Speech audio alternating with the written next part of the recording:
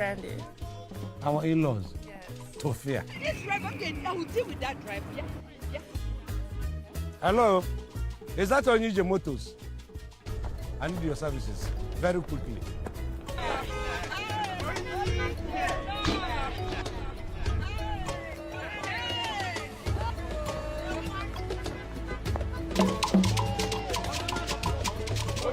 My love. You're welcome. You're welcome. I don't want. Here, Bulu Maya. You go see him when you say, "You buy your quadrant." So, take this one. Show us the person.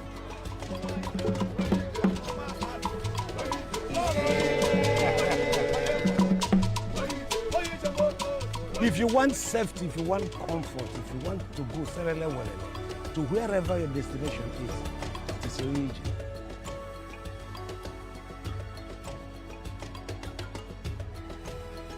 Onye moto. Kedu onye butere fa? Onye Bokope, say Bokope.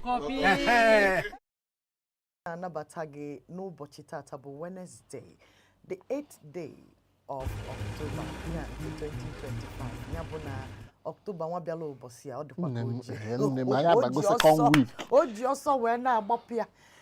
Ka anya bụ ọsọ na-agba na October, ọ na-agbalụ na-eje na 2026. Ya bụ arọ Nigeria gbanyela aka n'ukwu na-eche ka ọ bịa maka na anya bụ arọ ga-erivil. Ọ ga-ekpughe ife dị egwu n'obodo a maka na ụkwụ anyị ji aga na aka anyị ji aga. Ọ bụrụ onye kwuru okwu ọsị ma ọkpa ka nna m ya eji wee jee Aba maka na ife anyị fụrụ ọnụ anyị akọwasịrọ.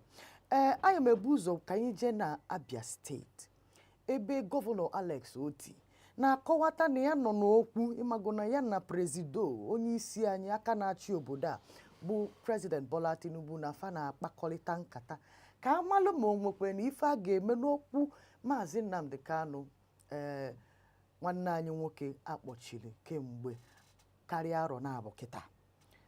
Ndị a sị na ya na ya mekọrọ ife anyị afọ ọzọkwa ha na ụlọ mkpọrọ mana ya bụ nwoke Nnamdi Kanu ka nọ n'ụlọ mkpọrọ.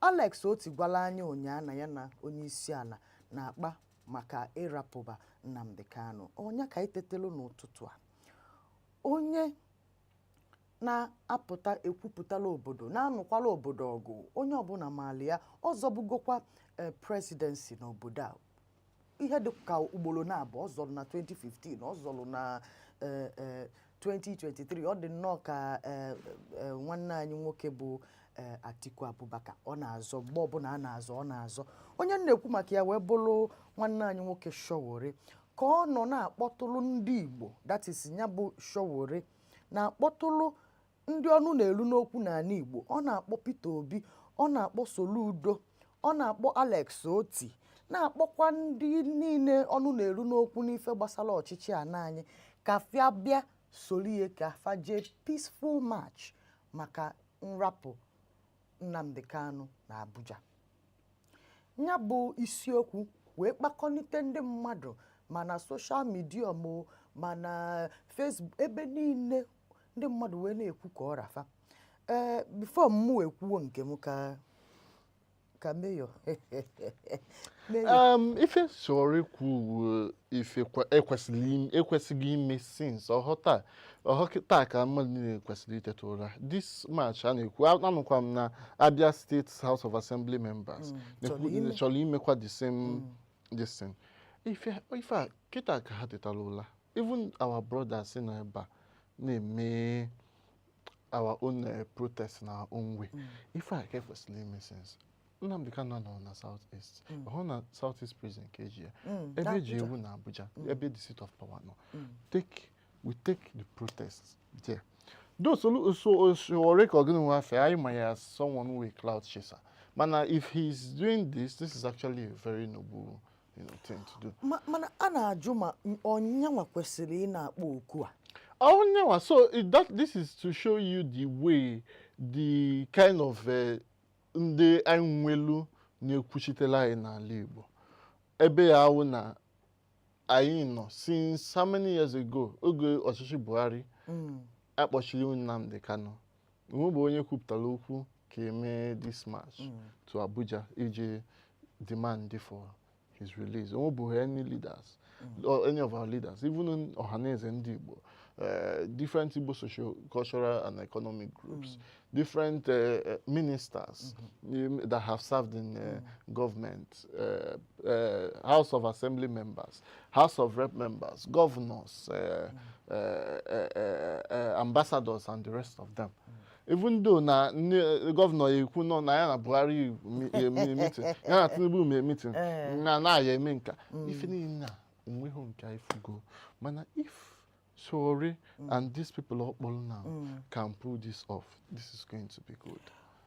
Mana kesi wee malụ nwoke a na-akpọ Sowore ụfọdụ malia dịka onye na-abụ ofu ebe ọkụ na-enwu ọjọọ ụfọdụ wee na-ajụ wee sị ife a ọ chọrọ ime ọ na ka o wee dabalụ ndị Igbo ka o ji emeli ya ka o wee welu nke a wee mee afa ịghọtago ịmago ka o solukwuru n'ọkụ maka na nke a na eziokwu ịgwa gị eziokwu ndị na-ekwu ife ahụ I understand them their own reasons because Sowore bụ onye na-like isent onwe na ife ọbụla na-eme ọ na-like isent onwe but like if m na-ekwu if at all ife a ya eme ma ọ bụrụ na ọ ya eme mana ma ọ bụrụ na ọ ya eme even if ama m na ma Peter Obi ma governors anyị ekwepụta ka mee but this is something that has been a long time coming. This is something that these people would have done since all had the serious about demanding for Mazi Nnamdi Kanu's release. They should have done this a long time ago. Before ma rapụ ya aka ọdụgụ ka n'eziokwu ya bụ abụba ha gaa ya lie anya ọdụgụ ka ọ ga-eweta result ọdụgụ ka ndị na-ege ntị ya ege ntị o nwere ike because na ndị aka na-ekwu since na ha na-eme meeting and the rest of it nwere ike ọma nweta result immediately mana ọ ya eme ka the federal government malụkwa na onye a nwere mmadụ ndị mmadụ and the earlier they know that because most times all just the sit at home and even at Southeast which they have turned it to something else, right? How one the kind of agendas they created with sit at home. Because they turn away to another thing. So but with this, prominent people, the government you cannot ignore them, no matter how. A governor is a governor. A Peter Obi cannot be ignored. Though I know he would not want to. At the end of the day, or if in Igbo leaders, kwesịrị make sense, not now. Ngwanụ ọ dịgo ka ọ ga-adị anyị na-ayọ aka na-achị ana Igbo si ka unu tinye ọnụ maka na abịa ịmagotu n'ebe okwu asị na ọ bụkwalụ ndị ọzọ ka ihe a mee na fa aka ga-echu ụzọ gbapụta nnefa nwoke ọ dịka asịsị akpọzina ma Nnamdi Kanu nwafa na be anyị na ana Igbo ọ dịka onwe ndị chọrọ imekọdo witi biko no tinye n'aka ọ bụrụ na a ga-ahapụ ya bụ nwoke ka a hapụ ya na a na-akọwatakwa na afụghị ihe o mere ịghọtago na ọnya bụ nke a anyị wee gbara ọsọ wee na-eje na be Soludo na Anambra anyị nọ ụnyaa wee na-asị na flooding ya bụ oke mmiri ozuzo ozogide na-enukpọcha moto na-enukpọcha ma ụlọ na ife niile dị na Anambra ndị mmadụ wee na-ajụ wee na-asị ọ gịnị na-emenụ na Anambra steeti maka na nke bụ eziokwu bụ na anyị maalụ na gọvanọ Soludo na ọ na-alụ ọlụ o nwegasịrị atụmatụ ọlụ ndị o ji n'aka projekti a na-akpụ ya n'ọnụ oyibo nke a na-alụ onye ka itetara ụla si anyị na nke dị na Nise Road ụzọ dị na Nise Road na mmiri ozuzo a na-agwa gị bịalụ wee kpochelu ya bụ ụzọ aka na-alụ wee kpori wee kposa n'akụkụ ngwa maka ama m nọ saịdị gị even na Nnewi o nwelu echefugo m afọ ebe a saịdị isi mụ dị m na-aga echefugo m afọ ebe a ọ dịkwa Amaọbịa ezigbo mba Amaọbịa bypass Nise that one mana na Nnewi echefugo m afọ mmiri ulu echefugo m afọ mana m echeta the flood galeba. I think it killed one person. Only one woman the milibu. Aweje fear now only one river. I feel the woman. Like, it's a very sad situation. At this stage and time, we are still hearing news like this. It's a very bad and sad thing. Because I am not meanwhile, all so it's not right. The last time I went to Nnewi 2 weekends ago, I could not even drive around because the roads are just so bad. The roads are just so bad. And this is not even just on Soludo. Nnewi has a local government chairman. Nnewi has a member representing us at the House of Assembly. We just recently elected a senator who is replacing Senator Ifeanyi Ubah in Anambra South, right? So these people, all of them, they've really failed Nnewi. I was going through the very close to teaching hospital in Nnewi. Okada just name na nime potopoto. See how lot we 100 million 0. Yeah, good news. We bully abu go si we dị na Anambra State. Amara mo maka election na achibia na Anambra. O we dị ka onwere ndị na-ebusa governor Soludo agha no dịka ama m ife na-eme mana ana m asị biko governor Soludo ọ bụrụ na ịkpọtanụ ndị a na-akpọ expert akwa nwe ndị a na-akpọ the experts akpọtanụ fa ilu alu the other ilu bo 1 year na million as awash ke onya bụ ihe m na-ekwu na ọ bụrụ na a ga-akpọtanụ ndị aka siri ike ma ndị Taiwan ma ọ chọrọ ịtọ ọnụ Anambra to ọ bụrụ na a ga-akpọtanụ fa aka fa nne n'anya ụmụkwa ife anaghị edozi nwa edozi akwa ya alụ ya ọfụma. If lawyer of my now day 970 something million for all 5 million. It'll make your sense. Even an individual, individuals now does not easily get washed off. Right, or government. And this is not the first. This is not the second. This is not the third. And this is not the first road. It's not the second road or the third road that will be washed away by rain whenever that Governor Soludo has done. So he really needs to look into it because the buck stops on his table. He needs to really look into this. Nke kachasị nke bụ na unu eji ho 1 naira arunya bụ ụzọ. Ọkwa million ka eji arụ ya. Of taxpayers' money. Alụsịa anyị na-akọ ụdị akụkọ anyị na-akọ ọ bụrụkwa ka esi eme. Ka anyị gbapụkwa ya ọsọ na chi ya na federal government maka na ọ dị ka enwego update as regards INEC. That is the National Electoral Commission n'obodo abụ Nigeria. Independent, don't forget, the Independent National Electoral Commission. Onye na-afụbu maka nhazi ha na mgbakọ ha bụ Yakubu Mahmood, Professor Yakubu Mahmood, former. Makana, as at this morning, the federal government of Nigeria, Akanachi Obodo, Bola Ahmed Tinubu, has announced to us, Nenwelo onye ọzọ nya rọpụtalụ Gabo, the director and head of the INEC.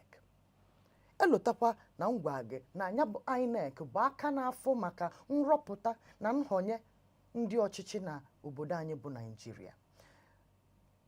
Onya ka anyị nọzi onye isi ala anyị na-agwa anyị na nyanwa ji aka ya wee na-arọpụta nwaanyị a na-akpọ Madam May. Ọ nwaanyị wegotelu isi na politics. Ọ nwaanyị gbara ụkwụ na politics. Afa ya bụ May Agbamuche mbụ. Ya bụ nwaanyị bụ onye Igbo amaala amalụ.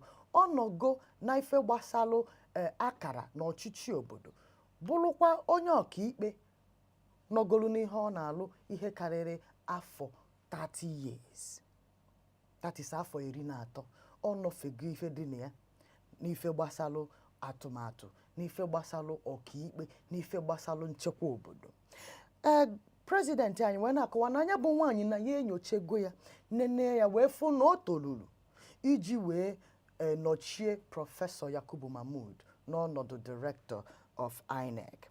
A na-akọwata na ya bụ nwaanyị na onwelu ife a na-akpọ track record within INEC and na oye nyela aka wee restore trust nya bụ ntụkwasị obi na nya bụ INEC institution.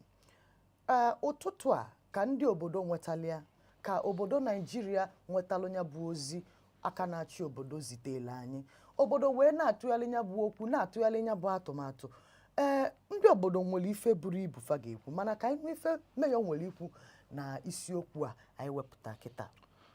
The very interesting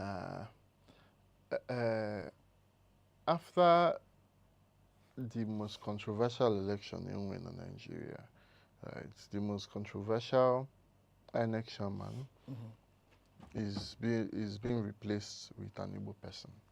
So how poetic is it? Because Igbo people were the ones who complained the most about the results of the previous elections.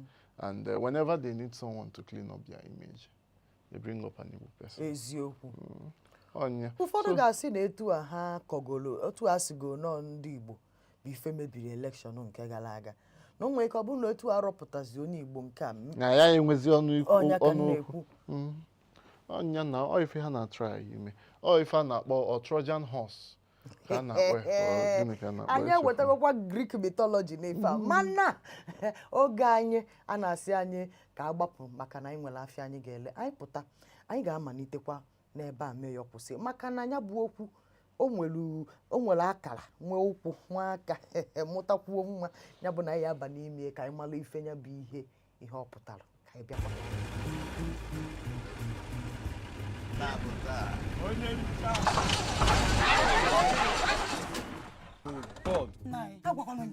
We shouldn't have used these balls.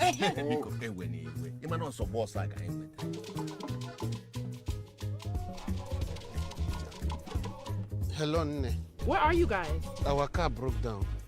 Oh my God. Adugo, why are you worried? Or get me? They just called me and they told me that the car broke down and they're stranded. Our in-laws? Yes. Tofia. This driver I will deal with that driver. Yeah. Hello? Is that Onije Motors? I need your services very quickly.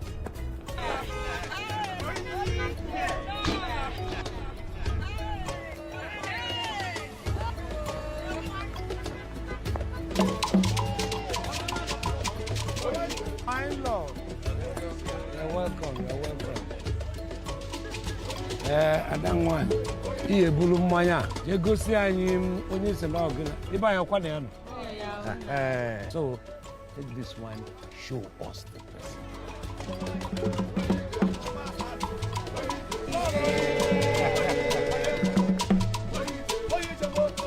If you want safety, if you want comfort, if you want to go to wherever your destination is, it is your agent.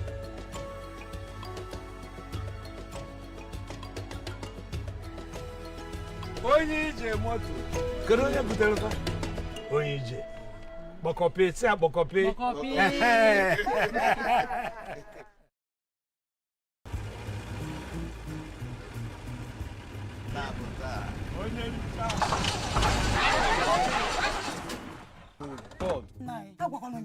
We shouldn't have used these balls.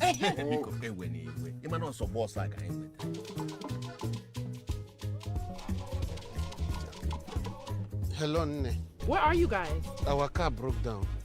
Oh my God. Adugo, why are you worried? Or get me? They just called me and they told me that the car broke down and they're stranded. Our in-laws? Yes. Tofia. This driver I will deal with that driver. Yeah. Hello? Is that Onije Motors? I need your services very quickly.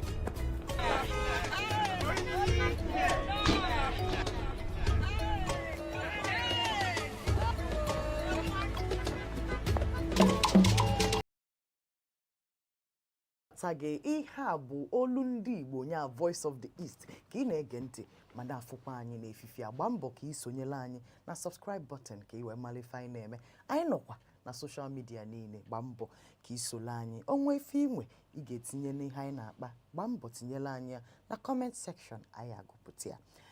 Anyị na-ekwu maka May agbamuche mbụ ya bụ onye nke arọpụta kịta n'afọ maka INEC.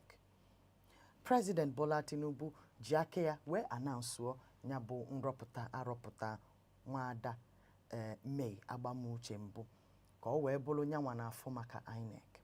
Ndị obodo wee na-ajụ ma a president, that is onye isi ala arọpụtalụ iji aka ọchịchị onye kwuru uche ya wee rọpụta, that is democratically elected president, ma nya bụ nwoke onwelu ikikere iji aka ya rọpụta onye ga na-afụ maka nhọpụta ndị ga na-achị obodo. Okay, I'm not really I'm very privy to. I think I've not really. It has not crossed my mind. They check the process. But I think the president has the power, right? Because during the time of Jonathan, you understand? And I think no Buhari appointed Mahmoud. So I'm not really sure. I'm not saying this is. Otu isi wee kọwa ya kịta nne na-anya ifu na ịkọwa gị maka na ndị oyibo na-akpọ ya pattern usoro. O nwere usoro eji eme ihe. Ya bụ na ọ bụrụ na anyị were usoro anyị ji wee kọwa ya kịta. Ya bụ na ọ bụrụ na onye na-achị obodo nwee ike ịrọpụta onye na-afụ maka ịrọpụta onye ga-achị obodo. If you go na country agwụgo. Onye bụ ife nji ekwu maka na ịma na anyị dị na INEC. Anyị bụ independent. So independent, ọ bụrụ na mụwa ya rọpụta. Yeah, but truly, if it's truly independent, then it should be, its operations should be outside whatever it is that the president shouldn't have that power to appoint. Yeah, so. Maka na ịmago otu o si wee dịkịta ọnya bụ na onye isi INEC ka na report to president. Ya bụ na president ka na-achị. The body kwesịrị ịdị independent. Enye budget nke ya. A na-enyekweva. The body will run itself, right, without the interference of the president. But also with rumors na-ekwu na neji ewepụrụ maka na betrayal ndị nọ n'isi. Okay.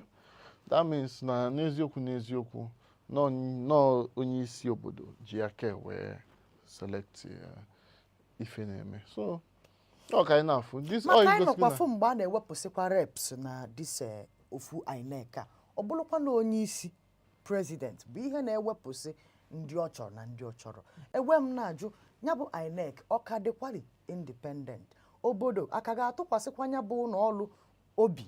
Onwedoge ndị obodo Nigeria ji wee trust wa. So nke a bụ ụmụ Igbo ọ bụla okwu a na-ekwu ya ka anyị nataba Enugu be anyị ebe anyị tetee n'ụtụtụ taata wee na-agwa anyị ife na-eme n'Enugu. Anaba agwa anyị n'ụtụtụ a na ndị security forces, that is ndị na-achekwa obodo, ndị na-echekwa obodo, ndị nchekwa obodo na fejego na New Artisan ijeje chụsịsịa ndị Awụsa na ebe anwa maka na gọvanọ Enugu steeti achọrọzi ka fa nọrọ ebe anwa. Wee na-agwa ndị niile bi n'akụkụ New Artisan gbadaba Goshen, gbadaba Centenary, wee na-asị unu niile ka unu malụ ka unu si wee na-aga maka na ọ dị ka nwa ya ga-aga decide ahụ ka a na-achọ ịchụsịsị ndị a. Nke a wee bụrụ ife ndị oyibo na-akpọ information ka ị wee malụ maka ya. Agwala m gị n'ụbọchị Mọnde, mụ na Mayor gwara gị na Mọnde na aka n'afọ maka innovation and technology na Nigeria, onye eji Dr. Uchenna ji wee mara ka a chọpụtara ụbọchị Mọnde na ya bụ nwoke na asambodo o ji wee kwuo na ya galụ mahadum nke o nyelu INEC ma nyekwa Nigeria iji wee gosi na ya bụ onye ha na-akpọ a fully educated member of Nigeria. Ya ka NYSC na UNN ya bụ mahadum ebe o jelu pụta wee na-agwa anyị na ha ma akpa mgbe onye a ji wee gụọ na skuulu fa. UNN kwetelu na fa ma mgbe fa nabatara ya na skuul, which is 1981, na o melu matrik, mana fa marozi ma ọ graduate ma ọ delu degree ma ọ defender na ha mara. NYSC kọwata na onye a abịakwa wee fee ana nna ya n'aka anyị ya na anyị amarọ. N'ụtụtụ a ya bụ nwoke Uchenna ji ejiga aka ya wee si obodo biko na ya ritutego na ọkwa enyere ya bụ Minister for Technology and Innovation, wee sị na aka ya na ụkwụ ya adịọzi ya, wee na-asị obodo ka fa gbayali ya na ya bụ case of certificate forgery. onye isi ala anyị bụ President Bola Ahmed Tinubu wee dee edemede wee sị na ya anabatago resignation letter ya bụ nwoke a na-akpọ Uchenna ji obodo wee nwere ọnụ fa na-ekwu Mayor kedu ife ilu na ya bụ starting from the genesis of the case ndị mmadụ na-ekwu na nwere aka dị n'ime okwu a n'aka ahụ aka onye na-achị Enugu steeti ịma na starting from ife niile a na-ekwu so ife niile a na-ekwu bụ na onye na-achị Enugu enwere mana m akpọ ọkwa afọ ahụ na-achị ịba APC ife ndị mmadụ kwuru allegedly ka m kwuo anyị nụrụ kepu anyị nụrụ ka a na-akọ na-asị na gọvanọ anyị bụ Peter Mba na ọ chọrọ ịbanye APC ya bụ asịrị na-ewu allegedly ife ndị mmadụ onye ọbụla maara na so minista bụ former minister Uchenna ji bụ onye zọkwa governorship na under APC na 2023 ya na Peter Mba azọrọ na-anụ agha against onye isi obodo ijoin APC maka na nyanwa chọrọ contest 2027 under APC so ọgụ niile a na-anụ bụ ife melu ewee jee kuo ikuku n'ike ọkụkọ wee mepe wee fụzie kọlọ alụ ọnya na masị ya bụ na onye nke nọ na APC ya pụtabazi pụtacha ncha ozi n'idunu ịmanụ na onwe ọrụ bụ minista na onwe bụ federal might na ife so kịta ejego chụpịa na that power position onwe ya pụta n'ụzọ so ọ pụtago n'ụzọ kịta kepukepu nnu na X a na-akpọ Twitter bụ na onye isi Enugu gwalụ onye isi Nigeria na condition ọ ya enye for ịbanye party fa bụ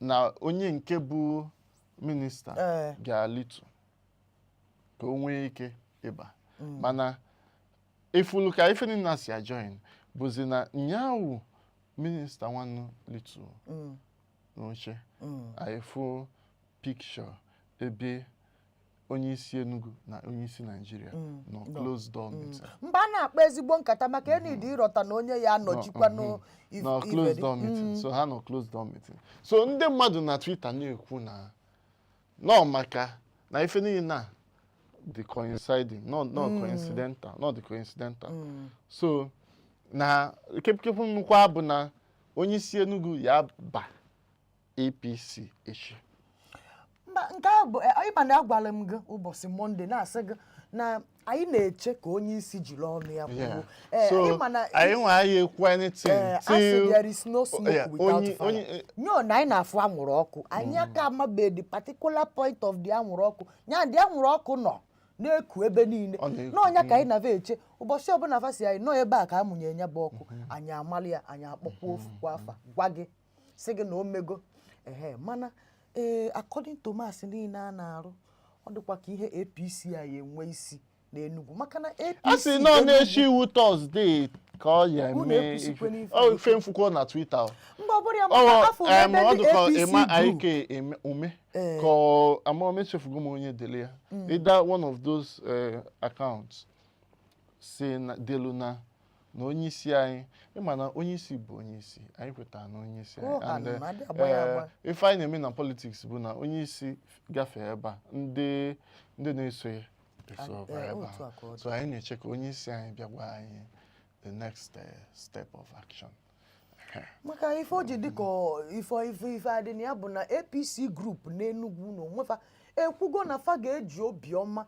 jiri ogene jiri ịmago shouting and jubilation wee na-anabata onye isi na-achị Enugu steeti n'ime pati fa bụ APC anyị n'anya onye isi ala anyị ọ laikile Enugu nwunye ya laikikwala Enugu ha na-abịa ebe a obi dịfa mma ebe a fa laikile ebe a nya n'anya efu na ya bụ anwụrụ ọkụ o nwekwara ebe progressives are working together na agbacha Soludo nsogbu adịrọ anyị na ebe a malụ na otu ọbụla o si na dị anyị nọ na Voice of the East anyị ga na-ewetelu gị nya bụ akụkọ na-ewetelu gị nya bụ information ka ị mara ya ka ị mara nke na-eme Pengasịl na Dangote anyị amabeghị ihe ha na-eme maka gas mana ife anyị na-ekwu bụ ife ọbụla ha kpata ha make sure na ha buturu ya ebutu under 1000 preferably maka na ọ ga-adị mma ma unu metụlụ obodo Naijiria nwa aja ya ebere nwa ntọkọrọ ịghọtago ka ọ dịkwanụ ka mmadụ na ibie na-eme ife Mayor ọ bụ na inwe ife ya agwa ndị be anyị ife nwere igwe ụnụ taa bụ na unu na-ege ntị onye ọbụla ma ife ndị Gen Z na-akpọ egwu o'clock tea ya ma na ife a m na-achọ ikwu bụ ife gbasara ife anyị kwugo taa na ukwu na-aga warara ndị Igbo ndị kwuru ife a na ukwu na-aga warara na anya na-aga warara na afọ ya so ife ọbụla ị na-eme na-eche na onye mmadụ ahụ afụgo ma nna ndị mmadụ na anya mmadụ gị hụkwuru ehukwu wee na-ekiri mmadụ makwara na nke gị yekpo oye anyị m afụ gị n'izu ụka na-abịanụ ka emesịa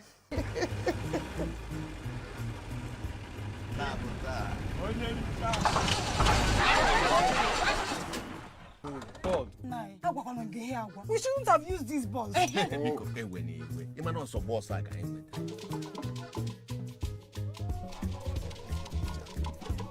Hello, Nne. Where are you guys? Our car broke down. Oh my God. Adugo, why are you worried? Me. They just called me. They told me that the car broke down and they're stranded. Our in-laws. Yes. Tofia. This driver can now deal with that driver. Yeah. Yeah. Hello? Is that Onije Motors? I need your services very quickly.